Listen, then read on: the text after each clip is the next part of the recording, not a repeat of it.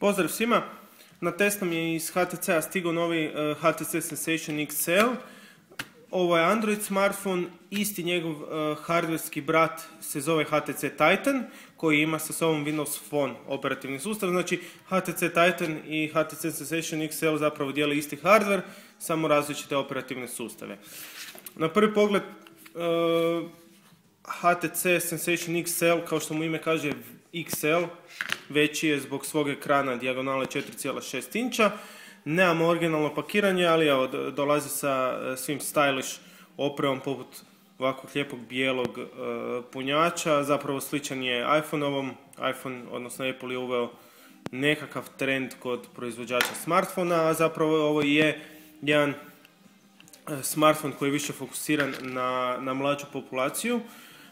Posebice zato je, i toga odaje ovaj donji logo, posebice zato jer je fokusiran na glazbu i dolazi sa Beats audio poboljšanjem u reprodukciji glazbe, i to posebno sa Monster iBeats slušalicama koje nismo imali na testu.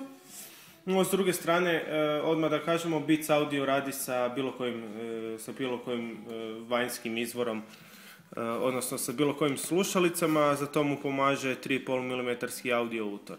Sad kad već gledamo hardverski ovaj uređaj, osim 3,5 mm audio utora s gornje strane, sa strane se još našao i micro USB utor koji nije nikako zaštićen.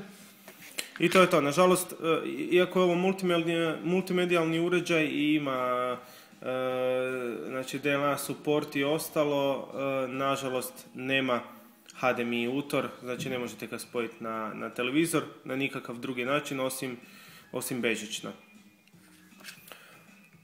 Kad se vratimo na ekran koji je dijagonale 4,6 inča, on je rezolucije 480 x 800 piksela. Znači ne radi se o HD ekranu, znači 720p. Tehnologija je SLCD, nažalost nije niti Super AMOLED, niti ništa tako, ali njegovo osvjetljenje je dovoljno jako, iako pri sunčanom vremenu, evo zadnjih dana je snijeg, zna biti malo problema sa prikazom slike.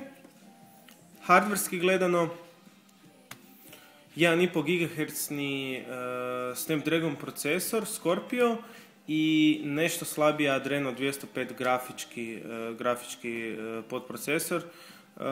Zašto slabiji? Zato što ipak na tržištu trenutno funkcioniraju 1,2 GHz dvojezgerni procesori sa nešto novijom grafikom. Unatoč tome, HTC Sense sučelje verzije zadnje 3.5 je jednostavno fluidno i izvrsno radi na ovom uređaju. S razne strane smjestila se kamera. 8 megapikselna kamera sa dvije LED bljeskalice koje omogućuju i snimanje pod osvjetljenjem. Kako se radi o jednojezgrenom procesoru, on je u stanju snimati 720p video u 30 sličica u sekundi. Također ovaj uređaj dolazi sa stereo FM prijemnikom koji radi sa slušalicama. Sad ukratko da vidite. Znači prva stvar koja je dobra kod novog Sensationa je što si možete ove shortcutove staviti, pa ne morate potpuno otključavati uređaj. Primjerice želimo pozvati kameru, mi jednostavno kameru odvučemo unutra.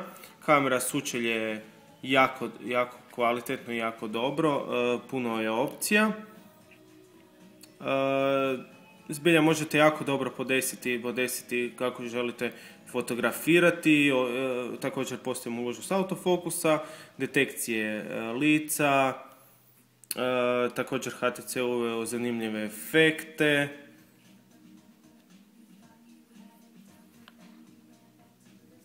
Pa onda možete fotografirati sa raznim efektima i slično. Prednjom stranom se također smjestile ove touch tipke koje na Titanu koji ima Windows Phone ne postoje, to su touch tipke. Također Sense sučelje zbilja radi fluidno. Stisnete li Home, možemo dobiti ovakav prikaz. Postoji puno opcija personaliza, znači HTC je tu dao si trud vezano za različite widgete. Evo ga, znači imamo HTC-ove dodatne widgete, imamo widgete koje instaliramo. Ovo su svi HTC-ovi widgeti za svaku funkcionalnost po jedan, stvarno su lijepi i to je ono što zapravo obogaćuje ovaj Android smartphone. Znači ovo je jedan od glavnih aduta HTC-a koji ima. Naravno, postoji takozvane scene, odnosno HTC Scenes, gdje vi možete već odabrati predefinirani izgled HTC Scene sučelja koji bi vama odgovarao ili ga svoje modificirati. Imamo i posebne skinove koje možemo dodati. Znači sve o svemu možete si ga podesiti kako vama odgovara. Uređaj je malo teže držati u ruci, s jednom rukom je malo teže raditi zbog ekrana. Samo tipkanje je idealno. Evo ga.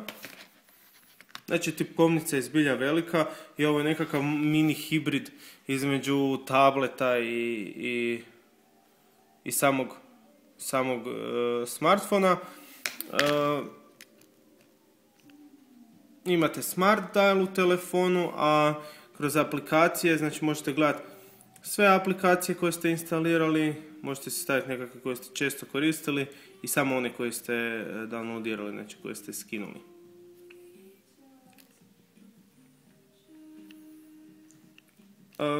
Što još reći? Ovak, jedna od mana koju smo primijetili prilikom korištenja ovog uređaja da kad nešto tipkate može se dogoditi slučajno, posebice kada zarotirate ekran, da slučajno pritisnete jednu od ovih donjih tipki. Znači back, tipka za dodatne mogućnosti, search tipka, ali nakon nekog navikavanja je to u redu. Što se tiče samih settingsa, također jedno postavci, znači ovo radi izvrsno, isprobali smo portable Wi-Fi hotspot, vrlo jednostavno se uređaj na njega spajaju, uređaj se ne zagrijava dodatno kada je nekom dulje vremenu na hotspotu i to je nešto što se nama sasvim dobro svidjelo. Također, umjesto da uđete u settingse, znači u same postavke, vi možete povući ovaj donji dio, imate tu opciju Quick Settings i tu menadžirati sa svime. Što se tiče radne memorije, imate ukupno na raspolaganju 768 MB RAM-a, znači radne memorije, što je sasvim dovoljno, i 16 GB interne memorije, odnosno vama je kao korisniku dostupno nekakvih 12,5 GB. Što se tiče drugih HTC-ovih aplikacija s kojima ovaj uređaj dolazi, ono što bi definitivno izdvojili, znači osim nekakvog menadžmenta, on dolazi i sa Office-om, ima i HTC navigaciju, ima i ove dodatne opcije, ima i jako dobar task manager koji pokazuje zapravo koliko memorije koristite i koje aplikacije koriste. Ima ovaj HTC Watch koji je izvrsan video player za gledanje. Je bio hard resetan, pa evo ga. Možete gledati i trailere, ima ovaj nekakav usage monitor. Što se tiče baterije, ovako. Idemo na postavke, čisto da vidite.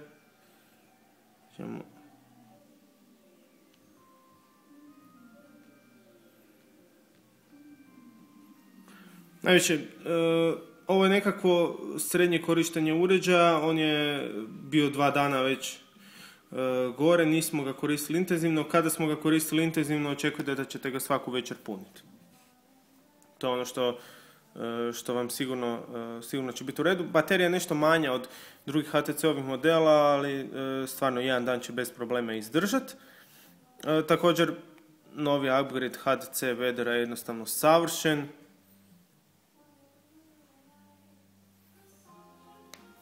Znači možete gledati puni ekran, možete gledati ovako, možete gledati prognozu za 4 dana. Stvarno je super napravljeno. Eto, to je bilo to. Pa sad nekakav zaključak. Uređaj je kvalitetno napravljen. Ovaj dio je aluminij. Čvrst je, malo je sklizak u rukama i definitivno ako ga mislite uzeti preporučili bi nekakav dodatnu navlaku. Onima kojima ne smeta 4,7 inčni ekran, ovo je zbilja uređaj za njih. Audio mogućnosti su mu impresivne upravo zbog ovoga i tu baš nema nekakvog konkurenta. I to je bilo to. Eto, hvala vam što ste pratili, hvala svima na sudjelovanju na našoj Facebook fan stranici. Što se tiče testa, nadamo se da smo svima odgovorili na pitanja. Također hvala i Twitterašima, pa ukoliko imate šta, pronađite nas na tim društvenim mrežama.